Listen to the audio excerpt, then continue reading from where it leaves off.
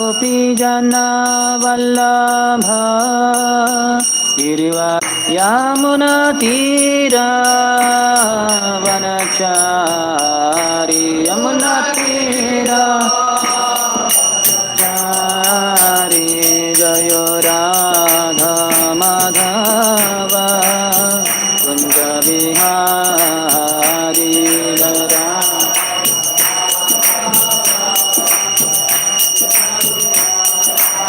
जय Radha Madhav Kunj Bihari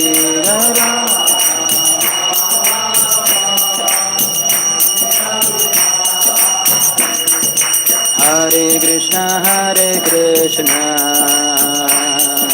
Krishna Krishna Hare Hare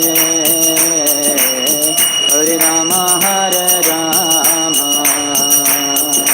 Ram Ram Hare Hare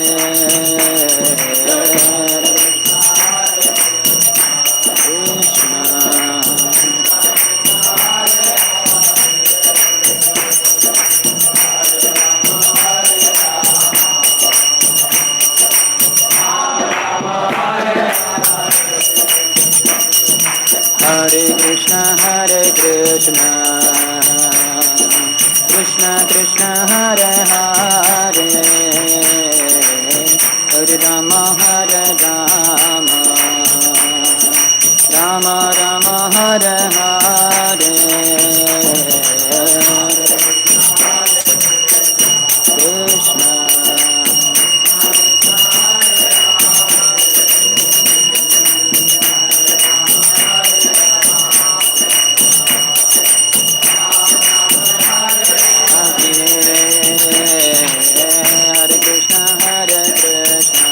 Hare Krishna Krishna Krishna Hare Hare Hare Rama Rama Rama Hare Hare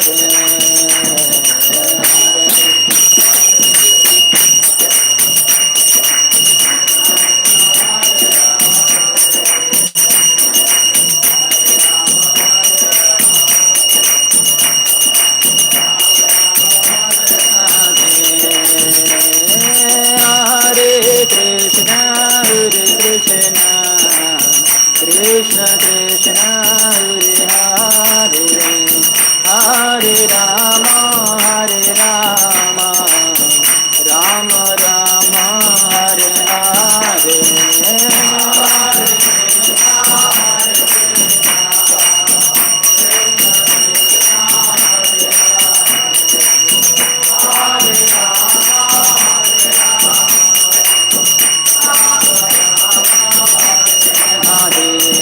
Hare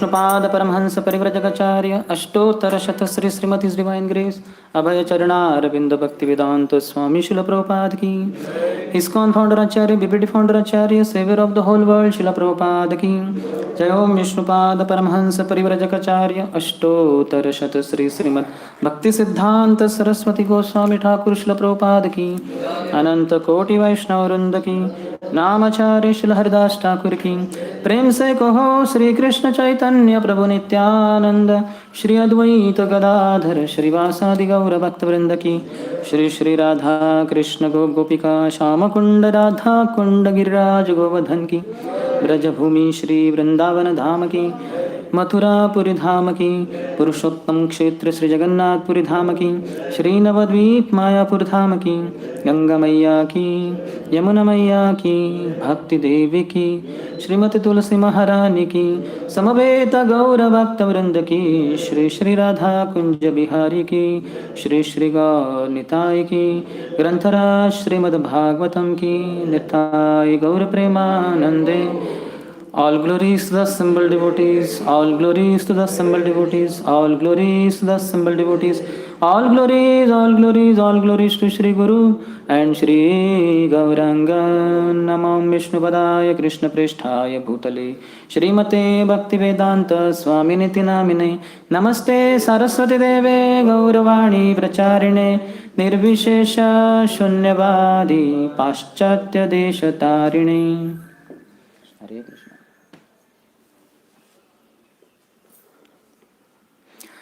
ओम नमो भगवते वासुदेवाय. ओम नमो भगवते वासुदेवाय. ओम नमो भगवते वासुदेवाय.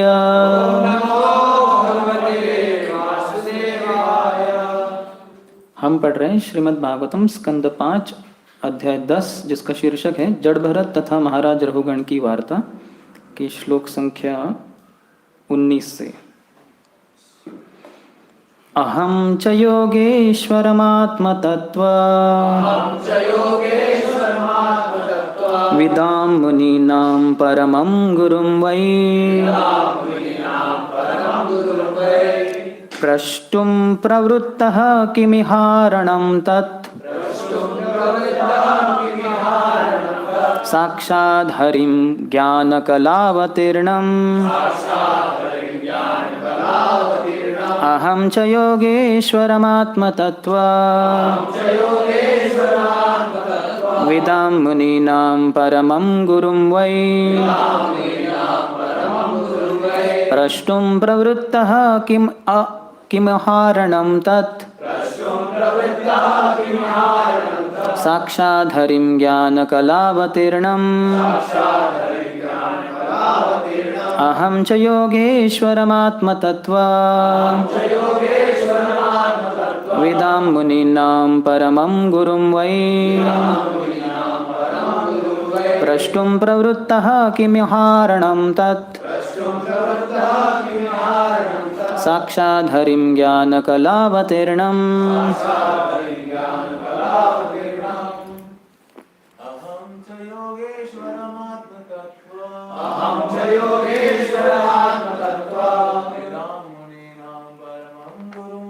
विदां मुनीनां परमं गुरुं वै प्रष्टुं प्रवृत्तः किमिहारणं तत्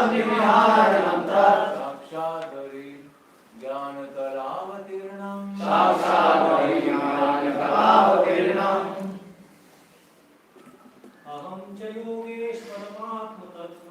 अहं च योगेश्वरमात्मतत्त्व विदां मुनीनां परमं गुरुं वै प्रष्टुं प्रवृत्तः किमिहारणं तत् साक्षात् हरिं ज्ञानकलावतीर्णम्. माताएं. अहं च योगेश्वरमात्मतत्त्व विदां मुनीनां परमं गुरुं वै प्रष्टुं प्रवृत्तः किमिहारणं तत्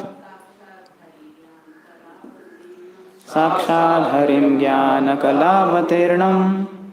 इसका शब्दार्थ, अनुवाद और तात्पर्य कृष्ण कृपा श्रीमूर्ति अभय चरणारविंद भक्तिवेदांत स्वामी शिल प्रभुपाद के द्वारा।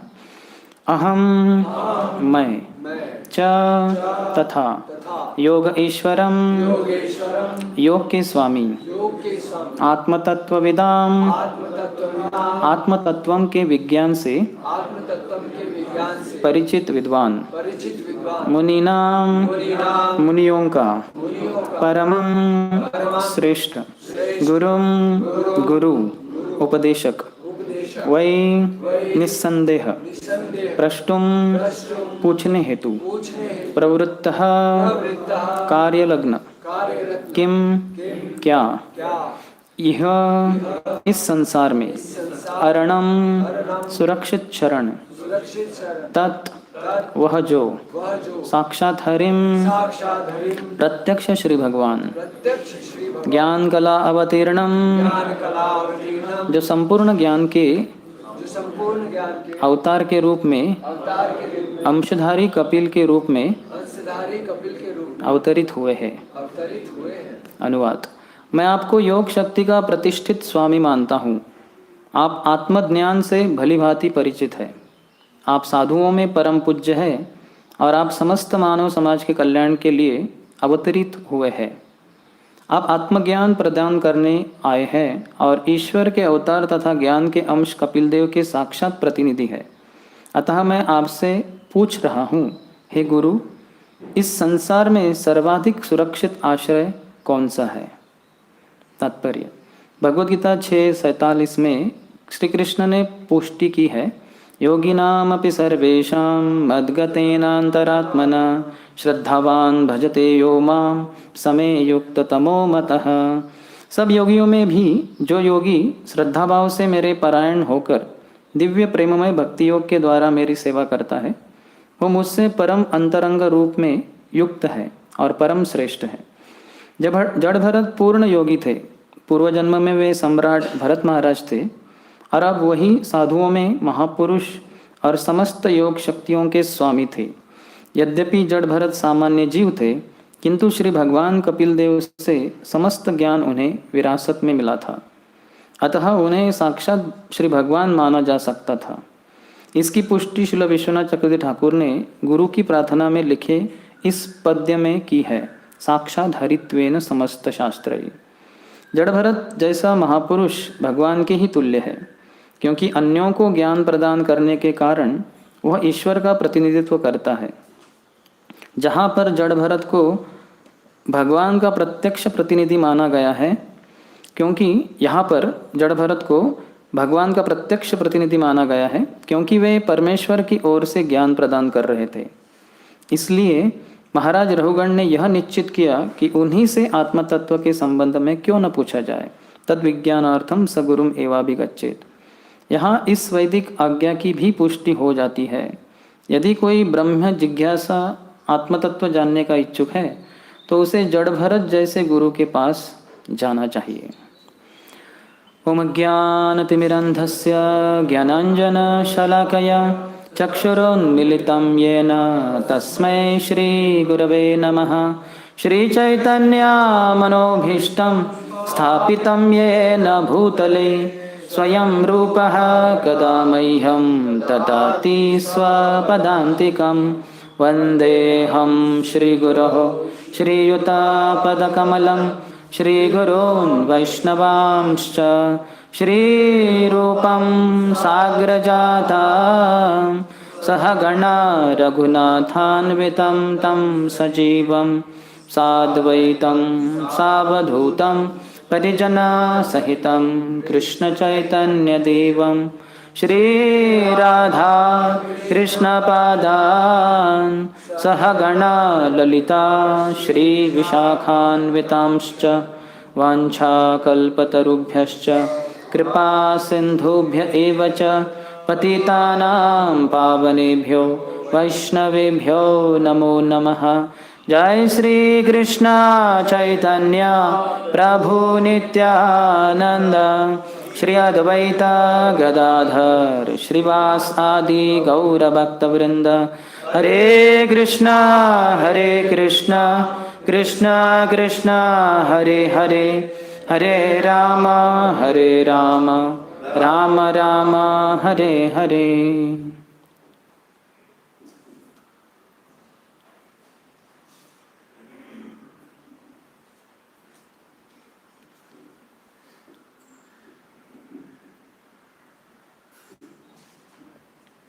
हरे कृष्णा।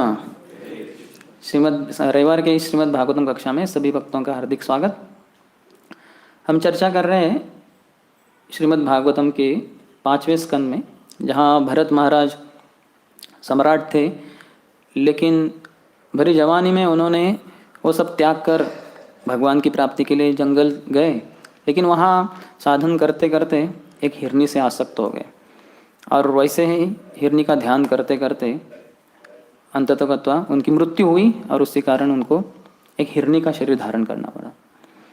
अपनी गलती पे वो पछतावा कर रहे थे और फिर उसी कारण उन्होंने वो सब स्थान, कालंजर स्थान छोड़ के वो अपने फिर से वापस कुल्हा आश्रम चले गए, जहाँ उन्होंने पहले संग किया था साधुओं का पिछले जन्म में। तो वहाँ साधुओं से सुनते रहे और फिर उसके बाद वो भी शरीर त्याग कर वो अगला शरीर धारण करिए जड़ भरत के रूप में, जो एक ब्राह्मण परिवार में था, लेकिन फिर भी वो बहुत सतर्क रहे कि कहीं मैं माया के चंगुल में फिर से न फंसूँ। भरत महाराज के रूप में मैंने सब कुछ संसार त्याग कर एक हिरनी से आसक्त होकर अपना मानव जीवन व्यर्थ गवा दिया, तो अभी नहीं जीवन गंवाना। तो इसलिए वो किसी से कुछ बोलते ही नहीं थे, जीवन भर जैसे एक मूक बधिर गूंगे व्यक्ति के समान वो जीवन जीते रहे। और जब एक बार वो जा रहे थे तो राजा रहुगण गंगा सागर जा रहे थे भगवान कपिल देव से श्रवण करने के लिए कुछ, तो वहाँ उस समय उनकी पालकी जो 4 लोग लेके जा रहे थे उनमें से एक जन थक गया, तो वो बाकी 3 जन ढूंढने लगे कौन और है। तो उन्होंने देखा ये जड़ भरत बहुत ही हट्टा कट्टा व्यक्ति है, ये उचित है, तो उसको ज़बरदस्ती पकड़ के लेके आए और उनको लगा दिया पालकी ढोने में। तो वो जा रहे थे, देख रहे थे, लेकिन बीच में चींटियाँ हैं, तो उनको सहन नहीं हुआ कि मैं चींटियों के ऊपर कैसे पाँव रख सकता हूँ, तो थोड़ा धीरे से जा रहे थे। तो इसी कारण सब यहाँ उथल पुथल हो रहा था। राजा रहुगण क्रोधित हो गए, वो क्रोध से उन्होंने इनकी भर्त्सना की, उनको बहुत कटु वचन बोले। और उस समय पहली बार जीवन में जड़ भरत ने अपना मुंह खोला। सोचिए कितनी तपस्या है। सबसे बड़ी समस्या एक व्यक्ति की मुंह की है, वाचो वेगम, यहाँ से श्री उपदेशामृत शुरू होता है। ये बहुत मुश्किल है। जिह्वा वेगम भी थोड़ा कंट्रोल कर सकते हैं, क्योंकि खाएगा कितना खाएगा, 20 गुलाब जामुन, 30, 40, 50, 100, 1000, पेट फट जाएगा, तो यही फट जाएगा, तो संभव नहीं। लेकिन वाचो वेगम के ऊपर कंट्रोल नहीं है, समझ में नहीं आता कितना बोल रहे हैं। लेकिन जड़ भरत का क्या संयम है, और इसलिए वो प्रामाणिक गुरु बनने के लिए वो काबिल है, उसके वो पात्र है। तो यहाँ वो अपना पहली बार मुंह खोले हैं, तो रहुगण को अपनी जो गलती थी उसका एहसास हो गया और उसी कारण यहाँ वो माफ़ी मांग रहे। इन श्लोकों में 15 से 25 में रहुगण राजा जड़ भरत ये महान व्यक्ति की समझ कर कि ये कोई सामान्य व्यक्ति नहीं है, ये तो महात्मा है, तो उनकी माफ़ी मांग रहे और फिर उनसे कुछ प्रश्न पूछ रहे। तो जैसे यहाँ भी पूछा जा रहा है, विशेषतः 16 से 20 के बीच में रहुगण का जो नम्रता है, उनका जो शरणागति है जड़ भरत के प्रति, वो बताया गया है। और इस श्लोक में 19 में वो कुछ प्रश्न पूछ रहे। What is the most secure shelter in this world, इस संसार में सबसे सुरक्षित एक आश्रय क्या है।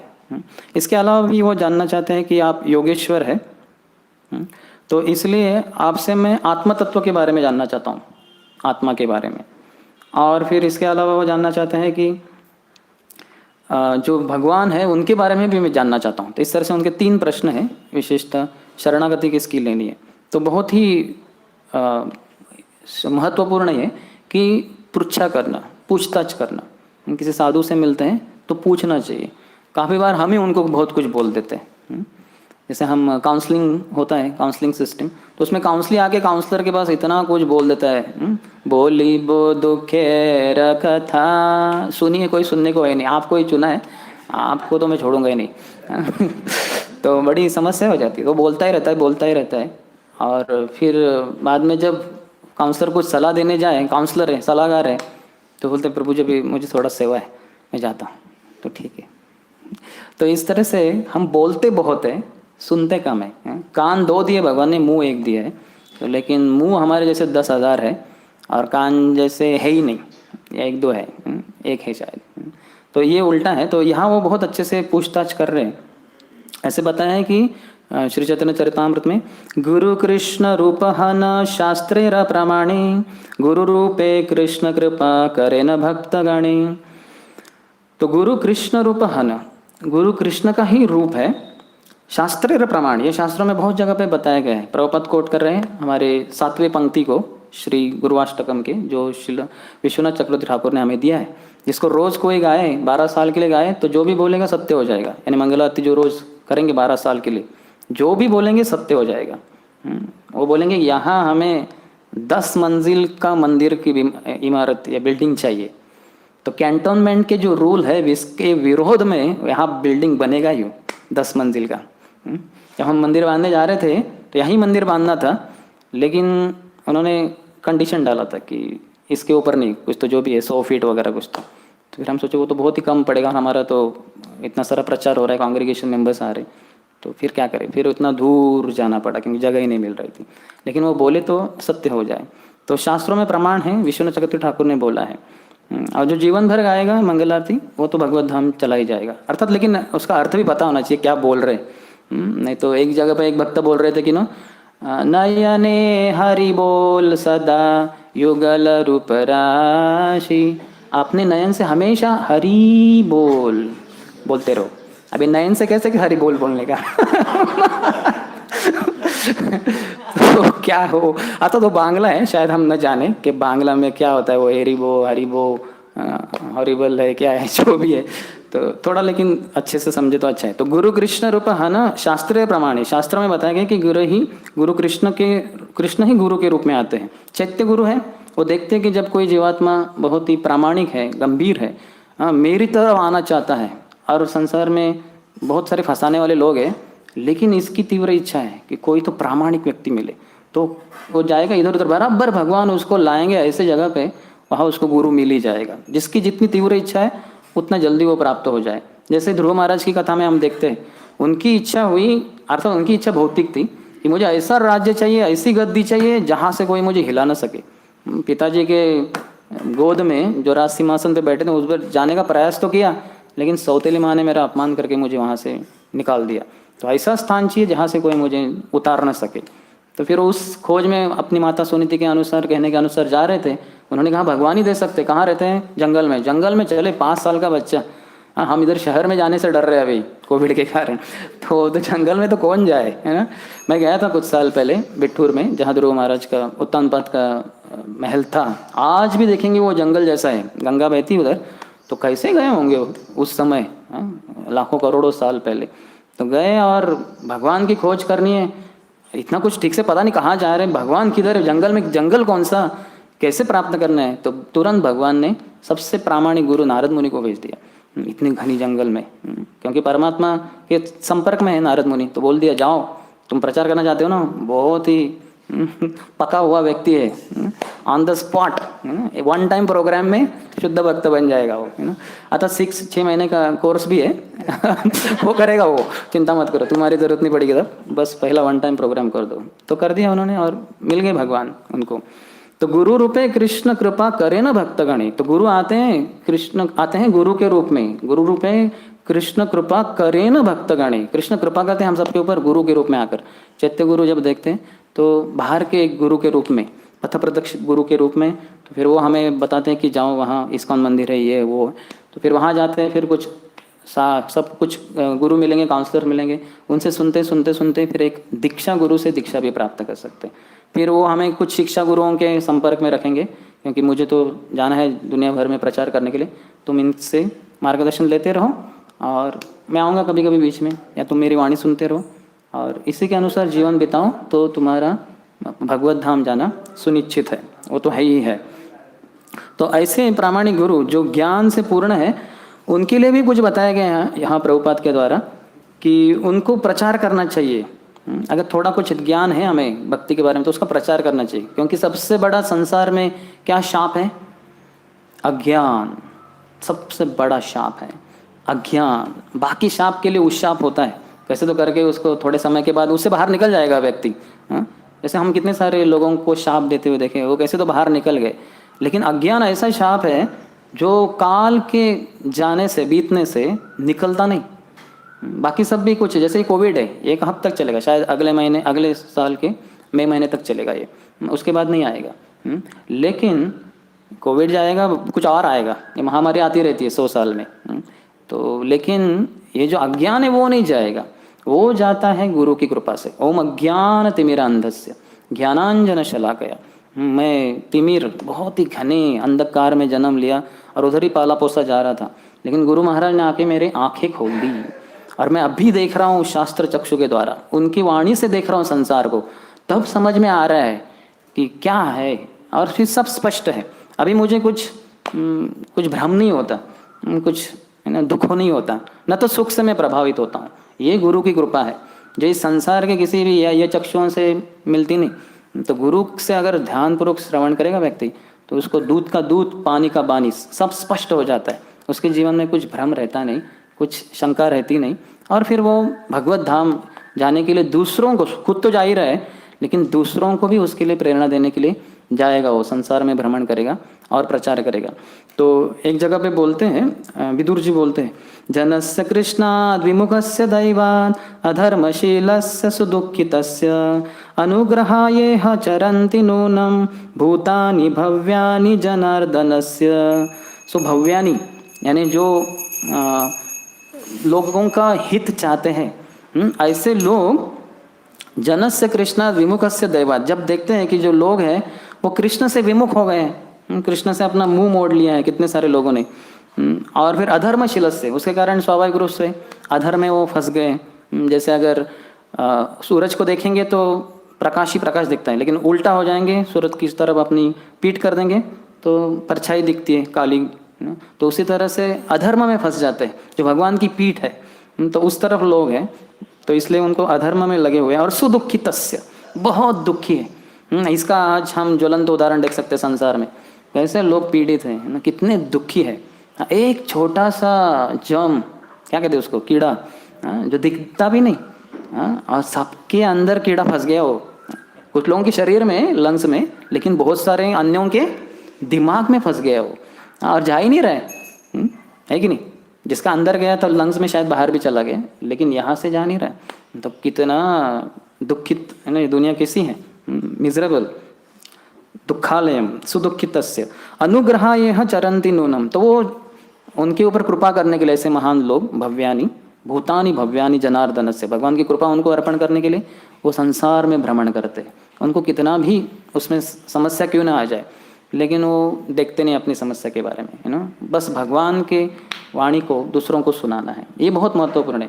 माधवेंद्रपुरी के बारे में बोला है कि गाढ़ प्रेमेर ययित स्वभाव विचार स्वभाव आचार निज दुख विघ्नाधिर न करे विचार। गाढ़ प्रेम, भगवान के प्रति जिनका गाढ़ प्रेम है, जो ज्ञान होगा भगवान के प्रति, तो प्रेम स्वाभाविक है। इसलिए इतने सारे हमारी कक्षाएं होती है। तो हम सुनेंगे ये क्या है, बार बार बुलाते रहते मंदिर में जो गृहस्थ लोग हैं। और ब्रह्मचारियों का तो कहना है क्या भाई, क्या दिन रात हमारे प्रवचन ही चलते रहते, चलो ये अटेंड करो, सुबह दोपहर को ब्रह्मचर्य क्लास, शाम को ये करो वो करो। ये क्या है, कितना जानता हूँ मैं सब, अभी तत्व ज्ञान सब जानता हूँ, अभी क्या करने का नहीं। ये ज्ञान के द्वारा ही कृष्ण प्रेम प्राप्ति होगी। जैसे बोला है कि वीतराग भय मनमया माम उपाश्रिता पूता बहवो ज्ञान तपसा पूता मदभावम आगता। भगवता में कहा है भगवान ने, है ना, कि जो वीत यानी भय राग क्रोध से मुक्त होकर जो मेरी शरण लेगा तो पूता बहु ज्ञान तपसा, में बहुत सारे लोगों ने ज्ञान की तपस्या कर कर पूता शुद्ध हो गए, मद भावम आगता, मेरे भाव को प्राप्त हो गए, कृष्ण भावना भावित हो गए। कब हुए? तपस्या की। तपस्या कौन सी की? ज्ञान की।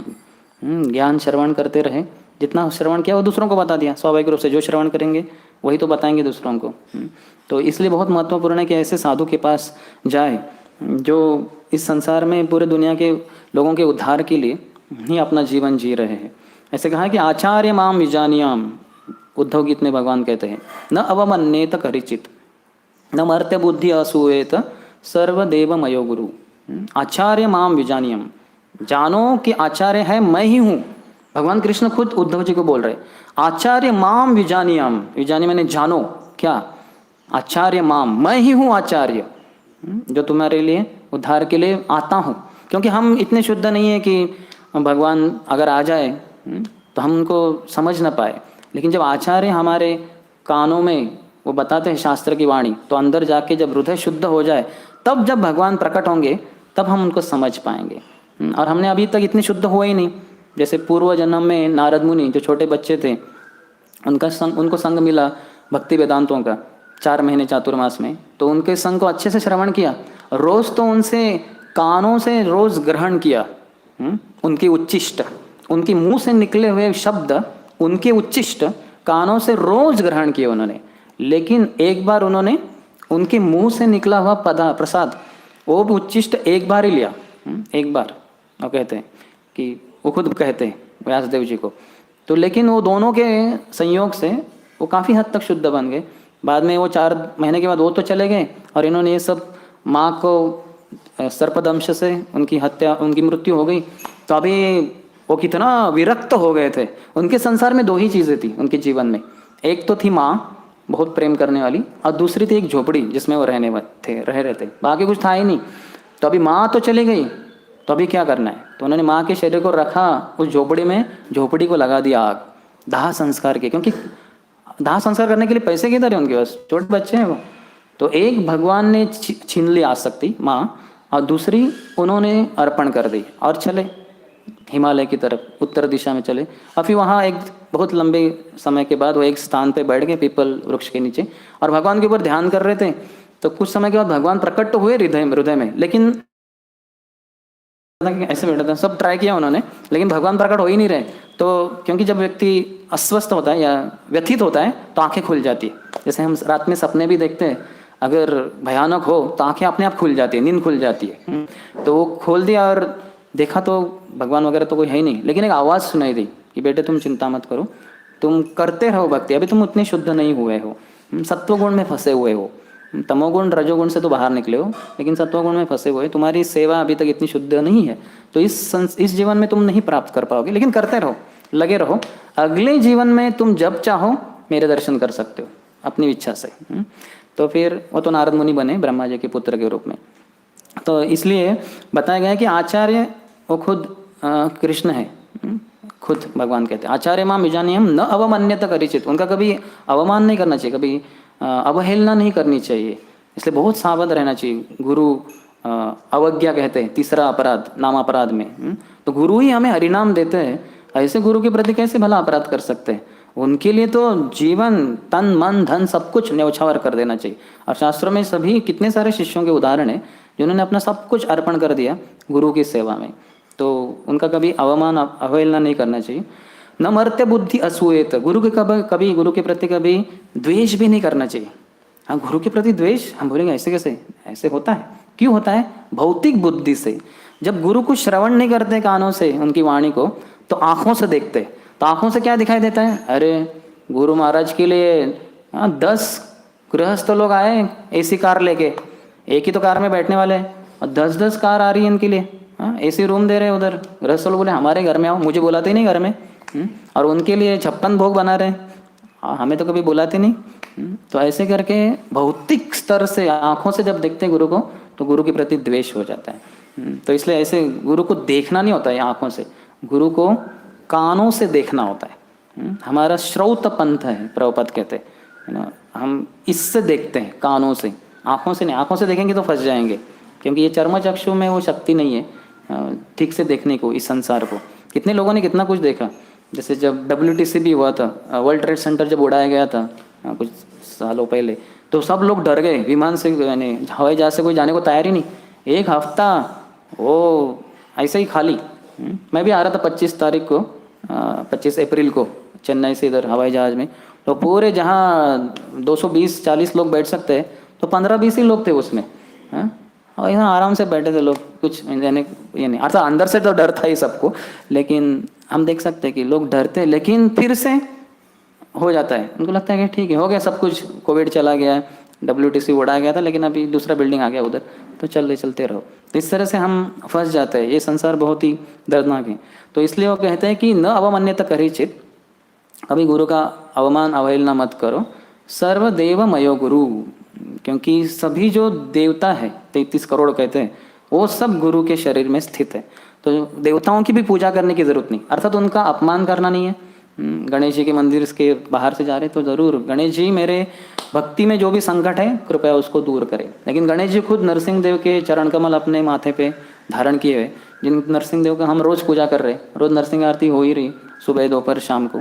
तो ऐसे सेपरेटली अलग से किसी देवताओं के मंदिर जाने की ऐसी कुछ विशेष जरूरत नहीं है, क्योंकि गुरु के रूप में ही सब देवता उसमें स्थित हैं, और कृष्ण भी खुद उनमें, कृष्ण ही विस्तारित होके आते हैं।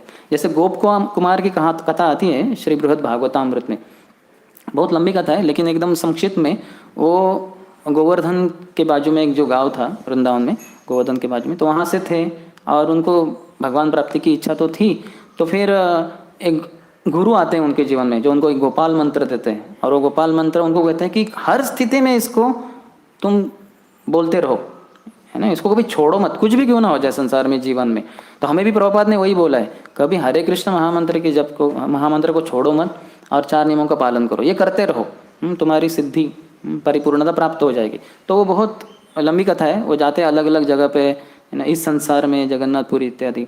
तो बाद में मंत्र का जप करते ही रहते, तो इसके कारण आगे आगे आगे जाते हैं, यहाँ तक कि फिर इंद्रलोक जाते हैं, ब्रह्मलोक जाते हैं, इसके बाहर ब्रह्म ज्योति में जाते हैं, फिर वैकुंठ जगत में भगवान राम का जो साकेत धाम अयोध्या धाम है उधर जाते हैं। लेकिन मंत्र का जप करने के कारण वो सबका आदर तो देते हैं, लेकिन थोड़ा सा उनको लगता है कि नहीं कुछ, है ना, कमी है, मुझे कुछ थोड़ा और चाहिए। तो अंततः गत्वा वो द्वारका धाम में भी जाते हैं, गोलोक वृंदावन में, और द्वारका धाम से फिर गोलोक वृंदावन में जाते हैं, और गोलोक वृंदावन में श्रीमती राधा रानी के वो परिवार वाले होते हैं, उनका ओरिजिनल स्वरूप होता है नाम उनका। और फिर वहाँ बहुत सारी लीलाओं का वो पान करते, बहुत अच्छे से लीलाओं को ये करते। तो एक बार सुबह सुबह श्रीमती राधा रानी उनको बुलाती है, बोलती है कि तुम जाओ उस भौतिक संसार में, बहुत सारे जीवात्मा का उद्धार करना है, तो किसी और के उद्धार के लिए तुम जाओ। फिर वो स्वरूप जो गोप कुमार थे पहले, जो परिपूर्णता प्राप्त करके गोलोक वृंदावन पहुंच गए थे, कृष्ण की लीलाओं का आस्वादन कर रहे थे राधा रानी के साथ। राधा रानी ने एक बार मनोहर लड्डू बनाए थे, बहुत ही स्वादिष्ट, तो लड्डू को उन्होंने गोपियों के द्वारा कृष्ण के इसमें बाटी में डाल दिए। तो बहुत ही लगन से प्रेम से बनाए थे, तो उन्होंने लिया, कृष्ण ने एक लड्डू लिया, और राधा रानी थोड़ा दूर से देख रही थी इनको कैसे लगते हैं, है ना, क्योंकि हम जब पकाते हैं, है ना, तो यहाँ तो माता जी शायद भगवान को अर्पण होने के बाद में खुद ही चखना पड़ता है, क्योंकि भगवान तो बताते होता हमेशा मुस्कुराते हैं, तो लिए होंगे, लेकिन कैसे बना है, कुछ गलती तो नहीं हुआ। तो वहाँ वो राधा रानी दूर से देख रही थी, तो कृष्ण ने वो लड्डू अपने मुंह में लिया और थोड़ा सा फिर से वो उसमें रख दिया बाटी में। तो राधा रानी, ओ मैंने शक्कर की जगह कहीं नमक तो नहीं डाल दिया। तो कृष्ण बहुत ये हो गए, वो स्वरूप को दिए, तुम लो, मैं नहीं लूँगा, ये बहुत गड़बड़ है इसमें। तो स्वरूप ने लिया, एकदम खुश हो गया वो, एक एक करके सब लड्डू खा लिए उसने। तो राधा रानी को समझ में आ गया ये तो बहुत बनते हैं, बहुत अच्छा है तो बने तो लड्डू, बहुत नाटक करते हैं, ऐसे जैसे कि उसमें नमक गिरा होगा, है तो बहुत स्वादिष्ट है। तो ऐसे बहुत सारी लीलाओं का पान कर रहे थे, लेकिन फिर से इस संसार में आते हैं राधा रानी के कहने पर कि जाओ जीवात्मा का उद्धार करो। तो वो एक गुरु के रूप में आते हैं। तो जब वो गुरु थे, उनके गुरु, तो उनके गुरु एक ब्राह्मण के रूप में थे, लेकिन वो और कोई नहीं थे, वो स्वयं कृष्ण ही थे। कृष्ण खुद अपना रूप बदल कर गुरु के रूप में उनको गोपाल मंत्र वगैरह दिए थे, और बाद में गायब हो जाते थे, लेकिन कहीं कहीं ना मिल जाते थे, कहीं जगन्नाथपुरी में मिल गए, कहीं इधर मिल गए कुछ समय के बाद, और वो और कोई नहीं थे, वो कृष्ण ही थे। और बाद में फिर इस स्वरूप को भेजते हैं दूसरों के उद्धार के लिए। तो इस तरह से जो गुरु होते हैं उनको हम पूरी तरह से शरणागत जाते हैं। दीक्षा काले शिष्य करे आत्मसमर्पण, सही काले गुरु कृष्ण तारे करे आत्मसम। दीक्षा काले शिष्य करे आत्मसमर्पण, पूरा आत्मसमर्पण करना होता है, इतना आसान नहीं है। हम तो आगे आके दंडवत कर सकते हैं, लेकिन जब गुरु की सेवा करनी होती है उसके लिए आगे आने से डरते हैं लोग, ये तो बहुत भयंकर सेवा है, आप पैसे ले लो, ये ले लो, मेरे प्राण मत मांगो। लेकिन ऐसे कितने सारे शिष्य हम देखते हैं जो हम वेदों में, उपनिषद में, पुराणों में पढ़ते हैं, तो उन्होंने अपना सर्वस्व अर्पण कर दिया, अपनी जान को धोखे में डाल दिया गुरु की सेवा के लिए। तो ऐसे शिष्य हमें बनना है। वो शिष्य हमारे सामने ही, प्रभुपाद के कितने सारे शिष्य हैं, सभी हम देख सकते हैं कि क्या संकटों से गुजरे वो प्रभुपाद की सेवा में, अपने जान की परवाह नहीं की उन्होंने। तो दीक्षा का ले, शिष्य करे आत्मसमर्पण, पूरी तरह से समर्पित हो जाता है। और जो पूरी तरह से समर्पित हो जाता है शिष्य, सही काले कृष्ण दारे करे आत्मसम, उसी समय, दीक्षा के समय ही भक्त भगवान उसको अपने समान बना लेते हैं। यानी वो उधर ही आचार्य बन गया, वो गुरु बन गया। इसलिए भगवान कहते हैं आचार्य माम विजानियाम, आचार्य मैं ही हूँ, समझ लो, क्योंकि मैंने उसको मेरे समान बना लिया है, क्योंकि उसने पूरा आत्मसमर्पण किया है। तो हमारे श्रीमान कौंतेय प्रभु एक बार प्रवचन में बोले थे, उनसे मैंने सुना पहली बार कि कुछ भक्तों का दीक्षा दीक्षा के पहले हो जाता है, कुछ भक्तों की दीक्षा दीक्षा के दिन हो जाती है, कुछ भक्तों की दीक्षित भक्तों की दीक्षा दीक्षा के बाद हो जाती है, कुछ भक्तों की दीक्षित भक्तों की दीक्षा कभी होती ही नहीं, कुछ दीक्षित भक्तों की दीक्षा दीक्षा के पहले हो जाती है। यानी वो पूरी तरह से गुरु के प्रति आत्मसमर्पित हो जाते हैं। इसका नंबर 1 उदाहरण है शिल प्रभुपाद खुद, जो मिले थे अपने गुरु महाराज से 1922 में, एक उल्टा दंगा जंक्शन रोड के वहाँ जो गौड़ी मठ था उधर, और थोड़ा वार्तालाप हुआ। उसके बाद बोले कि कितने महान व्यक्ति है, इनको मैं अपना पूरा सर्वस्व अर्पण करता हूँ। तो उसी दिन उनकी दीक्षा हो गई, उसी समय उधर ही। हालांकि बाहर से कुछ यज्ञ नहीं, नाम वगैरह कुछ नहीं, न माला न कुछ नहीं। और इसके 11 साल के बाद 1933 में उन्होंने बाहर से वो दीक्षा सेरेमनी हुई, लेकिन उनकी असली दीक्षा तो 1922 में उधर ही हो गई थी। तो कुछ कुछ भक्त दीक्षा के दिन अपने आप को पूरा समर्पित कर देते हैं, और कुछ दीक्षा के दिन भी वो उतने ये नहीं रहते, है ना। बाद में बाकी सब गॉड ब्रदर्स को और बाकी वैष्णव को देखकर उनमें भी थोड़ी प्रेरणा आके धीरे धीरे फिर वो पूरी तरह से समर्पित हो जाते हैं। और कुछ दीक्षित भक्त दीक्षा लेते हैं लेकिन दीक्षित होते ही नहीं वो, क्योंकि वो अपने गुरु के वाणी के अनुसार चलते नहीं। एक ऐसे प्रभुपाद के शिष्य निकले, जैसे ही दीक्षा हो गई दूसरे दिन से उन्होंने 4 नियम तोड़ना शुरू कर दिया। तो कुछ भक्त उनके संपर्क में थे, वो देखते रह गए, ये क्या है भाई, कल दीक्षा हुई और ये सब ऐसे कर रहे हैं। तो प्रभुपाद को पता कि प्रभुपाद कल ऐसे ऐसे व्यक्ति जिनको आपने ऐसा ऐसा नाम दिया, माला दी, वो आपके शिष्य, वो आज नियम तोड़ रहे वगैरह ऐसे। प्रभुपाद बोले नहीं, मैंने उनको दीक्षा नहीं दी। बोले नहीं प्रभुपाद, कल पहले का नाम ये था, बाद में दीक्षा के नाम ये था। नहीं मैंने उनको दीक्षा नहीं दी। उनको लगा प्रभुपाद भूल गए शायद, नहीं प्रभुपाद, है ना, शायद फोटो भी दिखाया होगा ये व्यक्ति। बोले नहीं मैंने दीक्षा नहीं दी। तो प्रभुपाद कहे कि जो गुरु के वचनों के अनुसार जीवन न बिताए शिष्य, उसको गुरु दीक्षा दिए ही नहीं है। ऊपर का जो समारंभ हुआ, जो सब समारोह, वो मायने नहीं रखता। वो पूरा समर्पण बहुत महत्वपूर्ण है। दीक्षा काले शिष्य करे आत्मसमर्पण, सही काले कृष्ण तारे करे आत्मसम। तो ये बहुत महत्वपूर्ण है। दीक्षा का परिभाषा भी बताया गया है कि दिव्यम ज्ञानम यतो दद्यात कुर्यात पापस्य संक्षेम। दिव्य ज्ञान की जब प्राप्ति होती है एक व्यक्ति को अपने गुरु महाराज से, तो वो दीक्षा है। और कुर्यात पापस्य संक्षेम, और उसके द्वारा सब पाप में जो रिएक्शन है वो चले जाते। हम कहेंगे लेकिन ऐसे भी समर्पित भक्त हैं, दीक्षा हो गई लेकिन बाद में वो बीमारी वगैरह आ रही है, वो भगवान उनको परीक्षा ले रहे हैं। शायद कुछ थोड़ा बहुत अंदर गंदगी बची है तो भगवान उसको शुद्ध कर रहे हैं, लेकिन वो महान भक्त है। तो ये दोनों लक्षण हैं। दीक्षा के पहले से ही व्यक्ति को गंभीर होना चाहिए, और दीक्षा के बाद तो भौतिक संसार, भौतिक आसक्ति, भौतिक भोग के प्रति जो आसक्ति है वो सब कम कम कम होती जानी चाहिए, और आध्यात्मिक जीवन में रुचि बढ़ती जानी चाहिए। कुर्यात पापस्य संक्षेम तस्माद् दीक्षेति सा प्रोक्ता देशिक तत्व कोविद ही। तो इसको दीक्षा कहते हैं। 2 चीज़ें होनी चाहिए। तो ऐसे अगर है तो बहुत ही विशेष है। तो ऐसे गुरु के प्रति शरणागति कितने सारे भक्तों ने दिखाई है। जैसे माता देवहूति ने, उनके पति ने उनको बताया था कि आपके जो पुत्र हैं वो भगवान रहेंगे और उनसे आपको भगवत ज्ञान की प्राप्ति होगी।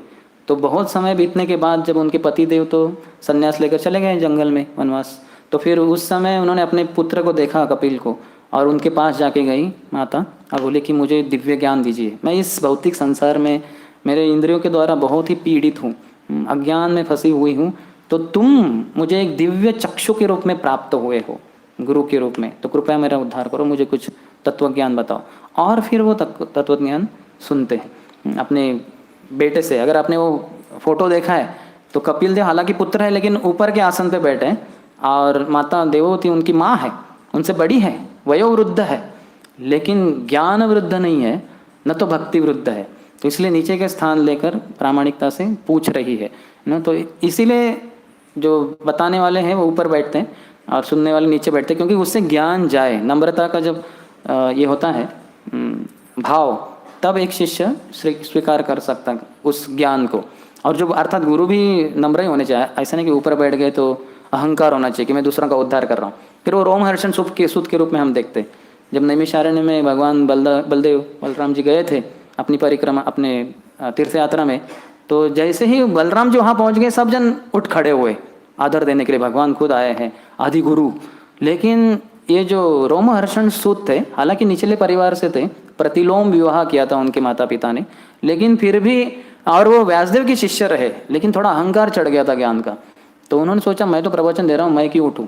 अर्थात ये है कि जो प्रवचन दे रहे हैं उनको, जो भी आते हैं जाते हैं, उनके लिए उठने की जरूरत नहीं है आदर देने के लिए। लेकिन गुरु खुद आ गए, यहाँ तो आदि गुरु आ गए, भगवान ही आ गए, तो तुरंत उठ खड़ा होना चाहिए और दंडवत करना चाहिए। उन्होंने किया नहीं, तो बलराम जी क्रोधित होकर उनकी हत्या कर दी। व्यासासन बन गया उनका शवासन, उधर ही ऑन द स्पॉट। फिर अर्थात भगवान की कृपा से उनके पुत्र उग्रश्रवा सूत, जो बाद में जाके सूत गोस्वामी के नाम से बहुत प्रसिद्ध हुए, उन्होंने भागवतम बताया नैमिषारण्य के 80,000 सब साधुओं को। तो हम देख सकते हैं कि कितना महत्वपूर्ण है ये भाव रखना कि मैं कुछ जानता नहीं। और ये भाव हमेशा होना चाहिए।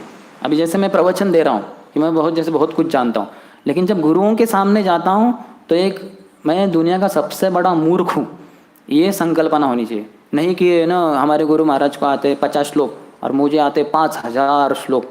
विशेषतः हम ये भक्ति शास्त्री भक्ति वैभव कोर्सेज करते हैं, रट्टा मारते रहते, पत्रम पुष्पम फलम त्वयं, पत्रम पुष्पम फलम त्वयं, है ना। तो इसके द्वारा, और हम देख सकते हैं काफ़ी सारे गुरु प्रभुपाद के शिष्य अमेरिका या अन्य देशों से होने कारण वो संस्कृत उतना न जाने शायद, तो ऐसे श्लोक शायद वो न बोले, शायद वो न बोले ना, या भारत से भी हैं तो शायद उतना न श्लोक जाने। लेकिन ये हम में अहंकार नहीं होना चाहिए कि मैं गुरु से ज़्यादा जानता हूँ। आप क्या खाली श्लोक जानते हो, वो श्लोक जीवन में लगाना नहीं जानते। गुरु ने न तो उस श्लोक को अपने जीवन में पूरी तरह से लगाया है, करोड़ों लोगों को वो श्लोक के अनुसार जीवन जीने के लिए प्रेरणा दी है। तो गुरु का स्थान, हमें ऊपरी रूप से गुरु को नहीं देखना चाहिए। इसलिए जो पर्सनल सर्वेंट भी है गुरु की, जो सब कपड़े धोना रूम क्लीनिंग करना कर रहे हैं, उनको भी गुरु महाराज के प्रवचन में जाके बैठना चाहिए।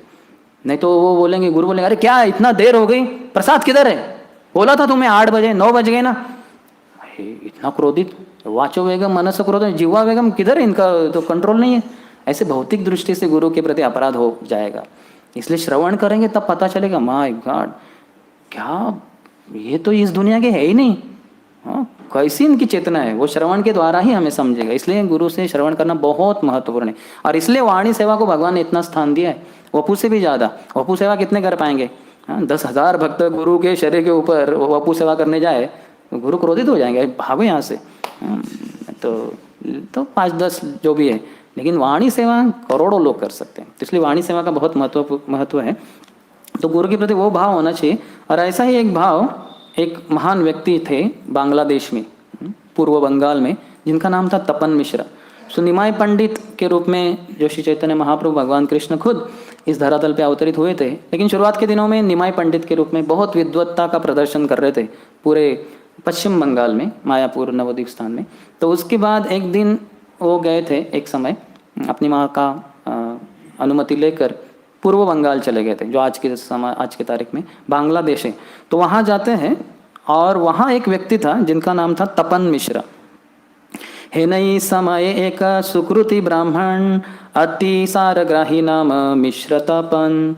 उस समय वहाँ एक ब्राह्मण रह रहे थे, बहुत अच्छे थे, सारग्राही थे, उनका नाम तपन मिश्रा था। साध्य साधन तत्व निरूपिते नारे हे न जन नहीं तथा जिज्ञासी बेयारे। तो उनको साध्य साधन है क्या है, इसमें थोड़ा सा भ्रम हो रहा था। हाँ, साध्य यानी जो प्राप्त करना है, साधन यानी प्राप्त करने के लिए जो है। जैसे मेरा गंतव्य स्थान ये था और आने के लिए गाड़ी की ज़रूरत थी, तो वैसे ही हमें जाना है गोलोक वृंदावन और वहाँ कृष्ण प्रेम प्राप्त करना है। तो उसको प्राप्त करने के लिए साधन क्या है? कुछ साधन, जैसे मेरे लिए एक साधन है जिसके द्वारा मैं इतने सारे भक्तों जो बाहर भी बैठे शायद उन तक पहुँच सकता हूँ। इसको निकाल दे, ये साधन को निकाल दे, तो फिर बहुत जोर से चिल्लाना पड़ेगा, जो 5-10 मिनट में ही गला खराब हो जाएगा। तो साधन और साध्य क्या है, उसमें उनको भ्रम हो रहा था।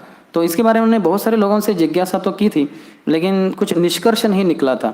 तो एक रात को वो सोए थे, तो उनके सपने में एक बहुत ही सुंदर मूर्तिमान एक व्यक्ति आ गए। बहुत सुंदर व्यक्ति थे वो, और उन्होंने कहा कि तुम जाओ, सुन सुन ओहे विप्र ओहे द्विज परम सुधीर, चिंता न करिह आर मन कर स्थिर। हे विप्र, हे ब्राह्मण, तुम धीर हो जाओ, चिंता मत करो, अपने मन को स्थिर करो।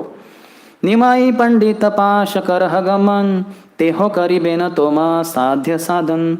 निमाई पंडित, अभी इनको पता नहीं निमाई पंडित कौन है, लेकिन निमाई पंडित के पास जाओ, पूछताछ करेंगे तो पता चलेगा। यहाँ के तो है नहीं, वो बाहर से आए, लेकिन लोगों के बाजू में पूछेंगे लोगों के पास तो कोई तो बताएगा निमाई पंडित वो आए हैं पश्चिम बंगाल से यहीं पे। तो फिर वो आपको साध्य साधन क्या है वो सब बताएंगे।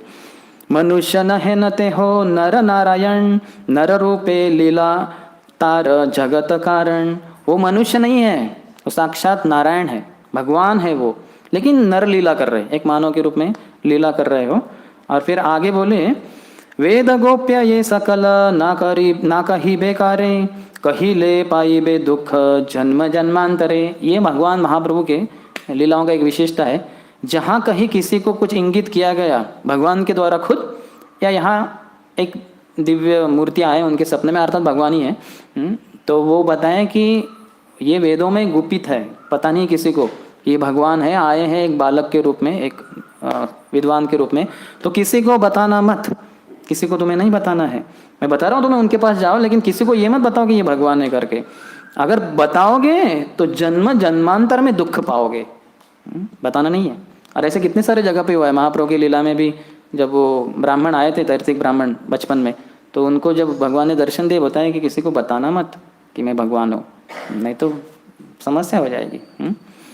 तो ये फिर वो अंतर्धान हो गए और बहुत खुश हो गए तपन मिश्र, और मेरा बहुत भाग्य है। तो वो चले, तुरंत वहाँ चले गए जहाँ भगवान गौर सुंदर निमाई पंडित के रूप में अपने शिष्यों के साथ उधर थे। उन्होंने भगवान के चरण जाके पकड़े और हाथ जोड़कर उनसे विनती की। वो कहे, विप्र बोले आमी आती दीन ही न जान, कृपा दृष्टे कर मोर संसार मोचन। बोले मैं बहुत ही दीनहीन हूँ। ब्राह्मण थे, पंडित थे, शास्त्र जानते थे, लेकिन एक उनको समस्या हो रही है कि साध्य साधन के बारे में कुछ ठीक से पता नहीं। तो बता रहे हैं कि मैं बहुत दीनहीन हूँ, कृपा दृष्टि करो मेरे ऊपर और इस संसार से मुझे छुटकारा दिलवा दीजिए। साध्य साधन तत्व किछु ही ना जानी, कृपा करी आमा प्रति कही बा आपनी। मैं जानता नहीं साध्य साधन, कृपा करके मुझे वो बता दीजिए। सनातन गोस्वामी हम देख सकते इतने बड़े पंडित थे, लेकिन जब महाप्रभु से शरण लिए तो वो क्या कहे कि मैं जानता ही नहीं, क्या मी के नियामा झारे तपत्राय यहाँ नहीं जानी के मोने ही तो है। मुझे पता ही नहीं कि मैं कौन हूँ। ग्राम्य भाषा में इस गांव में, रामकिली गांव में तो सैकड़ों लोग हैं जो मुझे पंडित के रूप में बोलते हैं, लेकिन मुझे ये भी पता नहीं है कि ये तीन ताप मुझे क्यों तकलीफ दे रहे। तो मैं आपकी शरण लेता हूँ, कृपया मुझे कुछ बताइए। और महाप्रभु क्या बोलते हैं, आप तो सब कुछ जानते हो, लेकिन फिर भी आपने पूछा है तो थोड़ा कुछ बोलता हूँ। अर्थात बोले तो बहुत महाप्रभु, लेकिन हम देख सकते हैं कि कैसे भाव होना चाहिए। ये जो सनातन गोस्वामी थे उनका तो राजा के वो मंत्री थे और सब भौतिक रूप से तो संपन्न थे, और उसके अलावा आध्यात्मिक रूप से भी भागवतम श्रवण कर रहे थे, पंडित थे वो, लोग उनसे सलाह लेते थे, लेकिन वो एक शिष्य का जो भाव है उसको दिखा रहे थे। बोले मुझे बता दीजिए कि कैसे ये विषय आदि सुख मोर चित्ते नहीं भाए, किसे जुड़ाई थे प्राण कहो दयामय। ये विषय आदि जो सुख है भौतिक संसार के, वो मुझे कुछ भाते नहीं, मुझे अच्छे नहीं लगते, तो इस संसार से कैसे बाहर निकले आप मुझे बताइए। तो प्रभु क्या बोलते हैं, बहुत महत्वपूर्ण है हम सबके लिए, क्योंकि हम सब भी भक्ति में लगे हुए हैं साधक के रूप में। तो महाप्रभु उनको क्या बोलते हैं, प्रभु बोले विप्र तुम्हार भाग्य रखी कथा।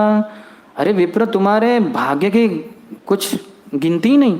कृष्ण भजी बारे चाह से सर्वथा, कि तुम कृष्ण का भजन करना चाहते हो, ये बहुत ही दुर्लभ है। जैसे ईश्वर भजन अति दुर्गम अपार, ईश्वर का भजन करने की जो इच्छा है ये बहुत ही दुर्गम है। युग धर्म स्थापिया छे करी प्रचार, तो मैं युग युग में आता हूँ भगवान को लोगों को ये युग धर्म बताने के लिए। चारि युगे चारि धर्म राखी शीति तले, स्वधर्म स्थापिया प्रभु निज स्थाने चले। तो हर युग में भगवान आते हैं, धर्म की स्थापना करते हैं, फिर अपने स्थान चले जाते हैं। ऐसा भगवान महाप्रभु निमाय पंडित के रूप में उन्हें बता रहे हैं। कलयुग धर्म है नाम संकीर्तन, कलयुग का धर्म है नाम संकीर्तन। चारि योगे चारि धर्म जीवेर कारण, तो चारि युग में मैं अलग अलग युग धर्म बताता हूँ, तो कलयुग में है वो नाम संकीर्तन। अतएव कलयुगे नाम यज्ञ सार, आर को न धर्म कैले नाही होय पार।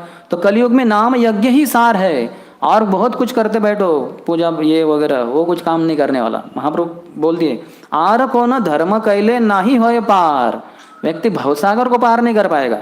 बाकी सब करता बैठेगा यज्ञ दान तपो वगैरह, तो शायद वो स्वर्गलोक चला जाए, इधर उधर चला जाए, लेकिन भवसागर को पार नहीं कर पाएगा। बोले कलयुग में सिर्फ नाम यज्ञ।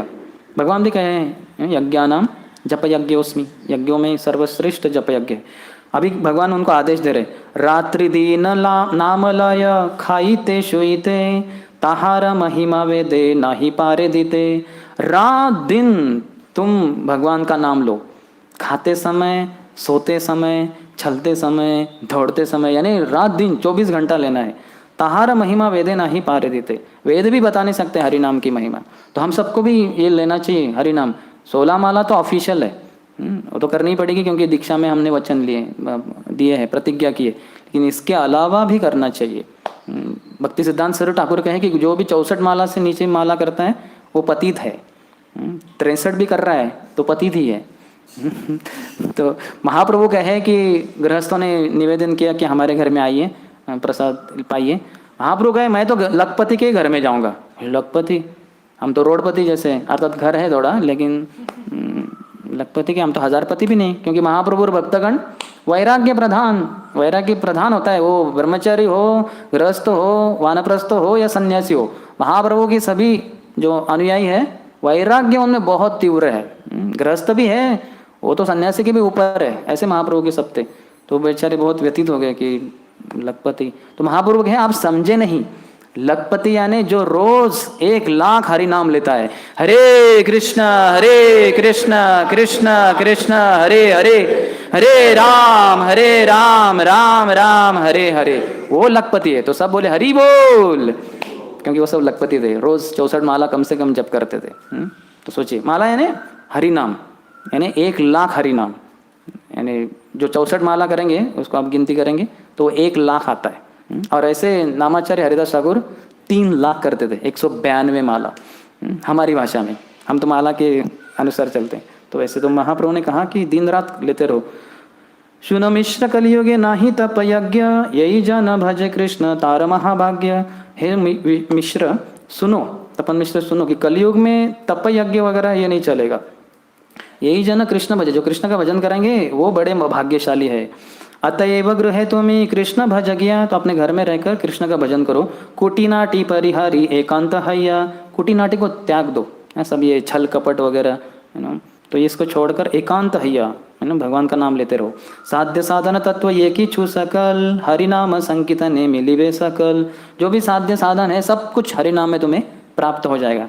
और हमारे लिए कितनी भाग्य है कि हमारा साधन है हरि नाम, और साधन क्या है, साध्य क्या है, हरि नाम ही। गोलोक वृंदावन जाके क्या करने वाले, हरि नाम ही तो लेने वाले हैं। एक बार माता पार्वती ने शिव जी से प्रश्न पूछा कि ये जो रज है, वृंदावन की रज, इसकी क्या महिमा है, कि किस कारण इसकी इतनी महिमा है? क्या वहाँ इतने सारे गैये भगवान से प्रेम करती इसलिए कारण है, कि वहाँ यमुना बहती है इस कारण, या फिर गोवर्धन है उस कारण, या सभी व्रजवासी कृष्ण से प्रेम करते इस कारण, किस कारण ये रज वृंदावन की धूली इतनी महत्वपूर्ण है?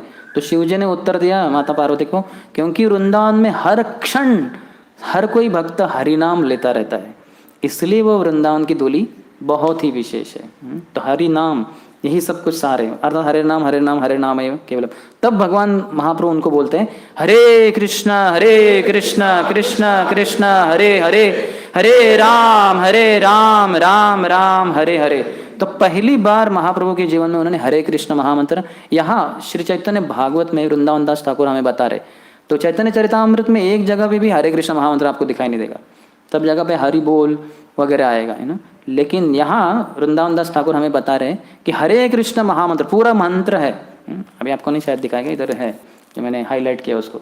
तो एज इट इज पहली बार, हालांकि अभी भी वो भक्त नहीं, भक्त के रूप में प्रकट नहीं हुए, एक बड़े विद्वान के रूप में भक्तों की खींचते थे वो, लेकिन फिर भी यहाँ दे रहे उनको हरि नाम, पूरा हरे कृष्ण महामंत्र है।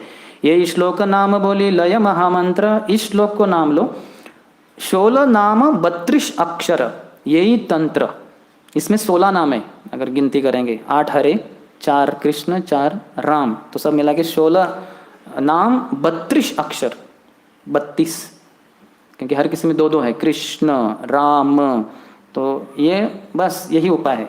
साधिते साधिते यबे प्रेमांकुर हबे, साध्य साधन तत्व जानी बासे तबे। ये साधी ये करते जाओगे, जब करते जाओगे हरे कृष्ण कृष्ण कृष्ण हरे हरे, हरे राम राम राम हरे हरे, तब क्या होगा, वो कहते हैं कि साधिते साधिते यबे प्रेमांकुर हबे, भगवान कृष्ण प्रेम का जो अंकुर है, बीज बोने के बाद जो अंकुरित होता है, तो वो बढ़ता जाएगा बढ़ता जाएगा। तो वो कह रहे कि यबे प्रेमांकुर हबे, साध्य साधन तत्व जानी भासे तबे, तब तुम सब साध्य साधन सब कुछ जान जाओगे, अर्थात कुछ ज्ञान की जरूरत ही नहीं है। अगर कोई कृष्ण नाम लेता रहे तो उसको सब ज्ञान भगवान दे देंगे, क्योंकि ज्ञान और वैराग्य भक्ति के 2 पुत्र है, तो सब प्राप्त हो जाएगा।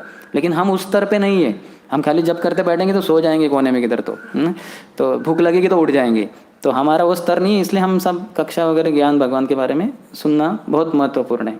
मिश्र कहे आज्ञा है आमी संगे आसी, प्रभु कहे तुम्हें शीघ्र जाओ वाराणसी। बोले कि भगवान आप आज्ञा दो, मैं भी आपके साथ निकलता हूँ, आपके साथ प्रवास करूँगा। बोले नहीं, तुम तुरंत जाओ वाराणसी, मैं वहाँ आऊँगा, तुमसे मिलूंगा, मुझे तुम्हारी ज़रूरत पड़ेगी, तो वहाँ जाओ। तो फिर वो भगवान ने उनको विदा दी। तो कहते एत बोली प्रभु तारे दिला आलिंगन, भगवान ने उनको आलिंगन किया। प्रेम पुलकितांग हैल ब्राह्मण, उनका रोमांच खड़ा हो गया। पाइया वैकुंठ नायिकेर आलिंगन, परानंद सुख आइल पाइला ब्राह्मण तखन। वैकुंठ नायक का आलिंगन जिसको प्राप्त हुआ, तो परम आनंद को उनको प्राप्ति हुई। विदाय समय प्रभुर चरण धरिया, जाते समय उन्होंने महाप्रभु के चरण पकड़े। सुस्वप्न वृत्तांत कहे गोपने आश्वसिया, तो उन्होंने अपने सपने के बारे में बताया कि मुझे ऐसे ऐसे बताया गया कि आप नारायण होकर के। तो महाप्रभु ने कहा ये किसी को बताना नहीं। सुनी प्रभु कहे सत्य यह उचित, ये ठीक है मैं नारायण हूँ। आर कारे ना कही बा ये सब उच्चरित, किसी को बताना मत। हस पुनः निषेधिला प्रभु सयत न करिया, फिर से उनको बताया कि किसी को बताना मत। हंसिया उठीला भक्त गणे लग्न पाइया, और फिर वो हंसे और फिर वो तपन मिश्र वहाँ से चले जाते। तो हम देख सकते कैसे शरण लेनी होती है एक गुरु की। तो ऐसे अगर हम शरण लें तो सब कुछ हमें प्राप्त हो जाए। ये मानव जीवन का यही एकमात्र एक कारण है। अन्यथा बाकी जानवरों के जो जन्म है उसमें तो सिर्फ आहार निद्रा भय मैथुन। मानव जीवन के लक्ष्य उपलक्ष्य यही होना चाहिए कि भगवत भक्ति, भगवत का प्रेम प्राप्त हो। भगवत भक्ति भगवत प्रेम प्राप्ति के लिए ऐसे कोई जीवन जिएगा तो जीवन जीते जीते आनंद रहेगा। प्रतिपदम पूर्ण अमृत आस्वादनम स्वान, और फिर बाद में भगवत धाम में कृष्ण के साथ कृष्ण की सेवा में पूरा चिरकाल शाश्वत समय के लिए लगा रहेगा। बहुत बहुत धन्यवाद। हरे कृष्ण। किसी का कोई प्रश्न?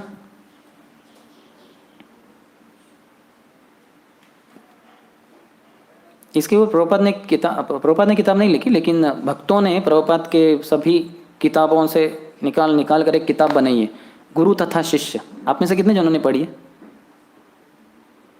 2-3 शायद, तो बाकी भी पढ़ सकते हैं। गुरु की शिष्य की जो संबंध है उसको अच्छे से बताया। अर्थात ये सब प्रभुपाद के बहुत सारे किताबों में है, वहाँ से निकाल के गुरु कैसे होना चाहिए, शिष्य कैसे होना चाहिए, उनके गुण वगैरह सब बताए। बहुत अच्छा किताब है गुरु तथा शिष्य। तो कोई प्रश्न?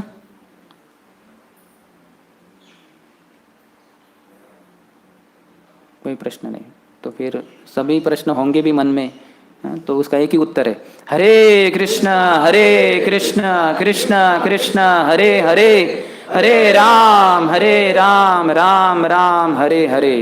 अपने अपने स्थान के जाने के बाद, स्थान को जाने के बाद भी अगर प्रश्न मन में खड़ा उठता है, अरे ये पूछना चाहिए था, तो ये उत्तर है उसका। ये जब करते रहिए तो फिर आपको सब उत्तर मिल जाएंगे, सब प्रश्नों के उत्तर मिल जाएंगे। हरे कृष्णा, बहुत बहुत धन्यवाद।